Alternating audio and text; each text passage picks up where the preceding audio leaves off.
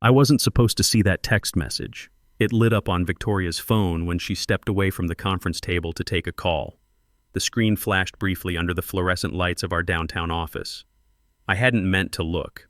Honestly, I was just reaching for the water pitcher, but there it was, clear as day. Let him close this last deal, then we'll restructure his position. Sent by Craig Morrison, our CEO. My name's Richard Patterson. I'm 50 years old, and I've been working in cybersecurity for over 20 years. That message was about me. Those words hit me hard. I blinked, but they didn't disappear. My hand froze mid-reach. The water pitcher stayed where it was. Across the table, the clients from Apex Defense were laughing with their procurement team, completely unaware. We'd spent the last 14 months bringing them to the table for this deal, one of the biggest defense contracts in our company's history. A comprehensive cybersecurity infrastructure package valued at $68.2 million, and I was the architect behind every single component. I straightened in my chair just as Victoria walked back in. She flashed me that practiced MBA smile, the one they teach you at Wharton. But there was something different this time. A flicker in her eyes when she looked at me. She knew I'd seen it. I smiled back, slow and steady. Game on, I thought. The meeting continued like nothing had happened. Victoria talked about cross-functional synergies and paradigm shifts. The clients nodded, and I responded in all the right places. But inside, something had shifted. The room looked the same, but I was seeing it differently now. I studied Victoria more closely. She sat straighter than usual, checking her phone every few minutes. Her laugh came at weird moments. The polished act was still there, but barely. The clients, though, they were all praise for me. "Rich, your work on this has been outstanding," said General Peterson, their lead procurement officer. "Frankly, if you were running the whole operation, we'd have signed this months ago." Before I could respond, Victoria jumped in with some comment about teamwork, but I caught the way her jaw tightened when Peterson said those words. That's when it hit me. They weren't just planning to restructure my position. They were waiting for me to hand them the signed contract first. $68.2 million. Then goodbye, Rich. Suddenly everything made sense. The subtle comments about bringing in fresh perspectives. The way younger employees were getting promoted over me despite having half my experience. The hints about digital natives being better equipped for the future. I was 50 years old in a company that worshipped at the altar of youth. And I'd just become a liability with an expiration date. That night, I sat in my apartment staring at the city lights through my window. The place felt different somehow. Smaller. Temporary. I poured myself a bourbon and started thinking about all the signs I'd missed. 3 years ago, when the Lockwell contract came through, an $18 million deal I'd personally negotiated while my supervisor was on medical leave. I remember the congratulatory email from the executive team. "Great job, Rich. You've exceeded all expectations." But when promotion time came around, it was Victoria who got the bump. Victoria, who'd only been with the company for 8 months. 2 years ago, they told me I was too valuable in my current role to promote during the Phoenix project. HR called it a strategic necessity. Victoria called it temporary. 6 months ago, I'd prepared everything for another shot at advancement, updated my portfolio, gathered peer recommendations, even mentored 2 junior analysts to show leadership. When the announcement came out, my name wasn't even mentioned. Later, I heard through the office grapevine that management thought I was set in my ways and resistant to new methodologies. Apparently, experience had become a dirty word. My phone buzzed. Text from my son Jake at college. "Dad, tuition payments due next week. Everything okay with the transfer? $60,000 a year for his engineering degree. Plus my mortgage, plus the alimony payments to my ex-wife Susan. I couldn't afford to lose this job. Not now. Not at 50, when every other company would look at my resume and see expensive and outdated. I was trapped, and they knew it." Another buzz. This time from Alex, my assistant, the one person in that building who never treated me like a relic. The message was brief. "You didn't get this from me," followed by an attachment. I clicked it. A PDF titled Q4 Restructuring Proposal, Confidential. My name wasn't on any of the leadership tracks. Victoria's name was everywhere. Team lead, strategic director, East Coast expansion. But the real kicker was in the footnotes. Cost reduction through strategic personnel adjustments targeting high salary, low adaptability positions. High salary, low adaptability. That's what 20 years of experience got you these days. I closed the file and sat in the dark. For the first time in months, I let myself feel it. The anger, the frustration, the fear. But underneath all that was something else, something that had been building since that lunch meeting 3 months ago with Elena Reeves. That conversation shouldn't have meant anything, just words over coffee. But sitting here now with a restructuring document that painted me as dead weight, those words meant everything. Elena had seen what my own company refused to see. And now I couldn't stop wondering, what would it look like to build something of my own? Not just wondering, planning. That lunch with Elena had started like any other client meeting. 3 months ago, she'd asked if I had time to meet off the books.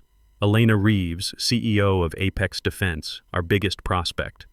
It wasn't unusual. Elena preferred talking business outside formal settings. I figured it'd be the usual back and forth about delivery, timelines, or technical specifications. We met at Murphy's Diner on 42nd Street, the kind of place with red vinyl booths and coffee that actually tasted like coffee. Elena arrived 5 minutes early, as always. No suit jacket, just a simple blouse and that direct way of talking that made her one of the few CEOs I actually respected. She didn't waste time on small talk. "Rich," she said, stirring her coffee, "can I ask you something personal?" I looked at her. "Shoot. Why are you still there?" I paused. "Excuse me?" She shrugged. "I've seen your work. Your threat assessments are surgical. Your network architectures are solid. Honestly, I've reviewed some of the proposals your team sent over.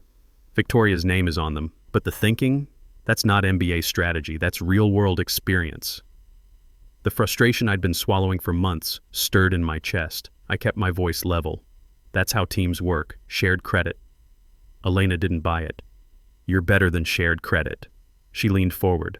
"Look, I'm not trying to mess with your career, but if you ever get tired of being undervalued, if you ever want to build something of your own, we'd back it." The words hung there between us, simple and direct. I gave a small laugh. "That's a generous hypothetical." "I don't do hypotheticals," she said, "especially not when I've already turned down deals from people half as capable as you." That stopped me cold. "What do you mean?" She sat back. "We declined a proposal from Victoria last year. Looked good on paper, but when we dug deeper, security gaps, unrealistic timelines, vendor conflicts, she hadn't even considered.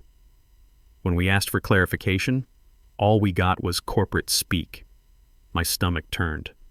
That deal had been painted internally as a near miss. Nobody ever told me Apex walked away because of Victoria's incompetence. Elena continued, gentler now. "I'm saying this because I believe in people who actually know what they're doing. You do. That's rare these days. Those words should have been just coffee talk. But 3 months later, sitting in my apartment with a restructuring document that painted me as dead weight, they meant everything.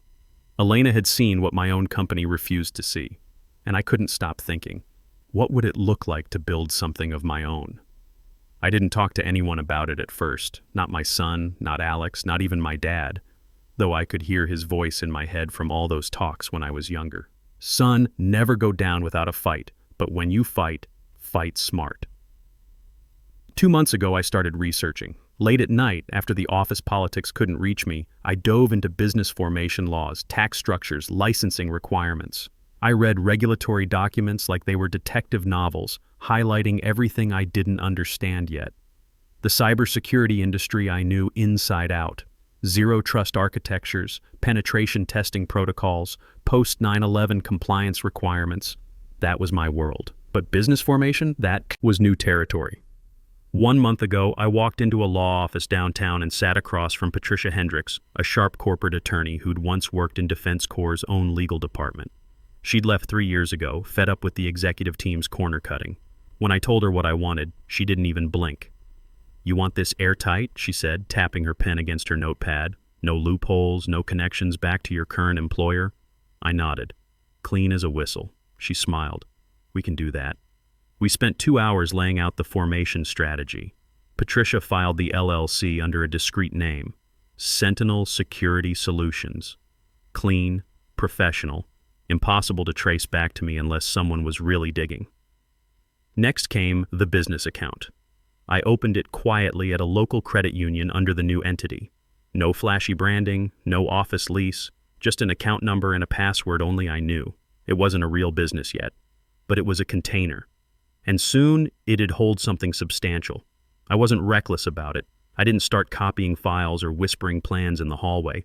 If I was going to do this, it'd be completely legal and beyond suspicion. But I hadn't counted on Alex. He found me late one evening in the server room, supposedly doing routine maintenance, but actually reviewing export logs like they contained the secrets of the universe.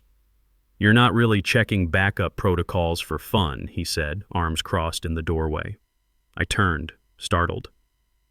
"Just doing some cleanup." He raised an eyebrow. "That's the worst lie you've ever told me."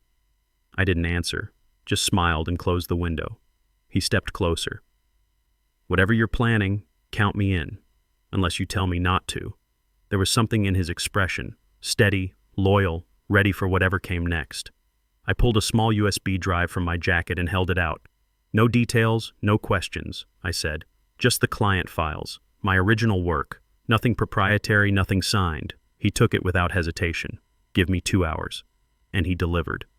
That night, while most of the office was scrolling through social media, Alex quietly copied everything I'd authored in the last 2 years. Threat assessments, security protocols, implementation strategies, all original work, all mine. We didn't talk much while he worked. When he finished, he handed me the drive and said, "It's on a clean partition. No metadata. You're golden." I nodded. "Thanks." He paused at the door. "Whatever you're building, it's already stronger than what they think they own." When he left, I sat alone in the dark server room, the USB cold in my palm. This wasn't revenge. This was preparation. This was the insurance policy I never thought I'd need. Until now. There's a quiet kind of satisfaction that doesn't need applause. It lives in knowing you've built something others thought you couldn't. That's exactly what I felt scrolling through the final terms of the Apex defense contract at 7:30 that Tuesday evening. The conference room was empty except for me and my laptop screen. Everyone else had gone home hours ago, but not me, not when we were this close. The total contract value, $68.2 million spread over an 8-year implementation of our cybersecurity suite. I'd refined every clause, pricing, contingencies, data security protocols, delivery benchmarks. Every footnote had my fingerprints on it. This deal didn't come from a team, it came from me. At 7:45, my inbox pinged. "Elena Reeves, final review complete. Looks solid on our end. Ready when you are." Ready when you are. Those words hit different tonight. I heard footsteps in the hallway before Victoria appeared in the doorway. Hair perfect, smile practiced, but something tighter around the edges. "There's our closer," she said, walking over like she owned the place. "Are we ready to make history?" I looked up, neutral. Elena just confirmed. "They're ready to sign." Great. She moved behind me, pretending to review the contract on my screen. "You've done incredible work, Rich. Really incredible." There it was again, that tone. Too smooth, too careful. A week ago, I might have missed it, but not anymore. Not after seeing that text message. She patted my shoulder and headed for the door. "Let's wrap this up tomorrow morning. Big day ahead." The door clicked shut. I stared at the send button on my screen, cursor hovering. That inner voice, the one I'd been ignoring for months, whispered, "Wait." A few minutes later, Alex peeked into the conference room. "Hey," he said quietly, slipping inside and closing the door. "You didn't hit send yet, right?" "No." "Why?" He glanced through the glass walls, then back at me. "Heard something from HR. They're planning announcements next week. Restructuring." I frowned. "That's normal for Q4. "Rich," he said, firmer now. "I heard your name specifically." My stomach dropped, but I kept my face steady. "You sure?" "Sure enough. They said to wait until next week to make anything official." I understood. If I sent the contract tonight, they'd have their crown jewel and no reason to keep me around. I closed the document and shut down my laptop. "Thanks, Alex." He nodded and slipped out. I sat there in the half-light, arms crossed, feeling something I hadn't felt in years. Not anger, not fear, control. Because for the first time, I didn't need their approval. I had leverage. I had the client. and they had no idea what I was about to do with both. The next morning started normal until it didn't. At 8:15, I walked into the office carrying the same coffee mug I'd used for 3 years. Security nodded like always. Same elevator, same mechanical chime. But when I got to my desk, my computer wouldn't log in. Access denied blinked red on the screen. Before I could call IT, an email hit my phone. HR, subject line, employment status update. Your employment with Defense Corps Solutions is terminated effective immediately. Your credentials have been deactivated. Do not attempt to access company systems. 5 cold sentences. No explanation. No thank you. 20 years reduced to a form letter. My badge stopped working. My email was gone. My calendar wiped clean. I sat there for a full minute, listening to the office buzz around me like nothing had happened. Then my phone buzzed. Alex. They cut you off. I'm done here too. Won't smile while they erase you. Another message. Also, check your personal email. I did. There it was. The Apex Defense contract, fully executed, not with Defense Corps' signature block. With Sentinel Security Solutions, my signature, my company. I'd sent it at 6 a.m. from my personal laptop using the files Alex had saved for me. The contract I'd spent 14 months building was now mine. Smart move, preparing that backup version weeks ago when I first sensed trouble. Elena had been expecting it. We'd discussed the transition during a quiet call yesterday evening. By 9 a.m., the news broke. My phone started buzzing with calls I didn't recognize. Industry publications, former clients, headhunters who'd ignored me for years. Defense contractor Apex Awards, 68.2 M. Dollar cybersecurity contract to Sentinel Security Solutions. By 10 a.m., my phone was ringing nonstop. Former clients who'd heard the news. 3 companies wanted to move their accounts. 2 offered partnership deals. I let most of them go to voicemail, but I answered when Patricia Hendricks called.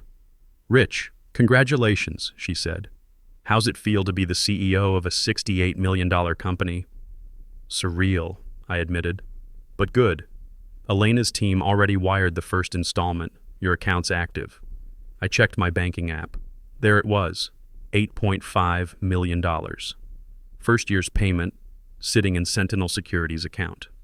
By noon, Victoria was probably explaining to the board how she'd lost the biggest deal in company history to a guy they'd just fired. That evening, I sat in my apartment with a bourbon, reading the industry coverage. Every article mentioned Defense Corps' failure to retain key talent and Apex's confidence in experienced leadership. My phone rang. Dad's number. Saw the news, son. Proud of you. Thanks, Dad. Remember what I always told you? I smiled. Never go down without a fight. That's right. But you did something better. You fought smart. He was right. I hadn't just survived. I'd won. And this was only the beginning. The next few weeks felt like watching dominoes fall in slow motion. Each day brought another call, another opportunity, another crack in Defense Corps' foundation. Elena called on Thursday with an offer that made my head spin. Rich, we want you on Apex's board of directors, advisory role but with real influence. What do you think?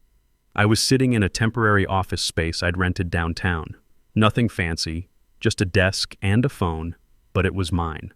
I think I'd be honored. Good. We're also interested in discussing exclusive partnerships. Long-term stuff.